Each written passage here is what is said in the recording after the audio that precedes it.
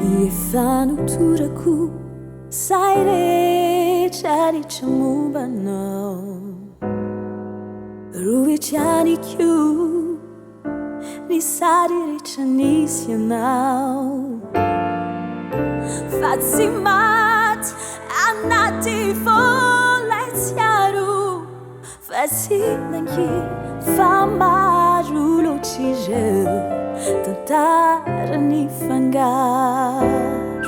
Efa narendriko tsy ho hita ireo firavaka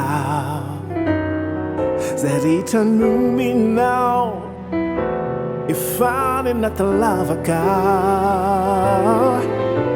Indrisy anefa miraikitra tsy miala ato anaty le aloka manarakay ndrandray tsy tanty. Miazakazaka aho mijery izay mba misy anao, mivezivezy tsisy hery mitady numerao, de ilaza fa tembo ianao ihany no tiako. Ianao liriko anilako, tembo ianao ihany no ekeko anjarako.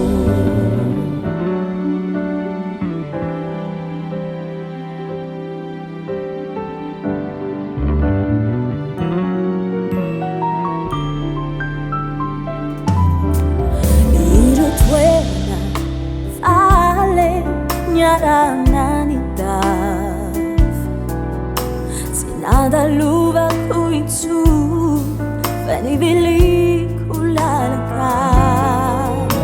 Ny maso mpanefy misy palotra mangalatra mankany, fa feno loatra nyalahe kakotsa mitomany. Tsy tiako inony intsony reo hira zay mba fiainotsika, izao sy anao mifamina rehefa andro mangatsika. Efa nitonony sy ny feo tsy afaka andoro, lasa reo tempo namjary va maina karary. Miazakazaka aho mijery izay mba misy anao, mivezivezy tsisy hery mitady numerao, de ilaza fa tembola anao no tiako. Ianao liriko anilako, yeah.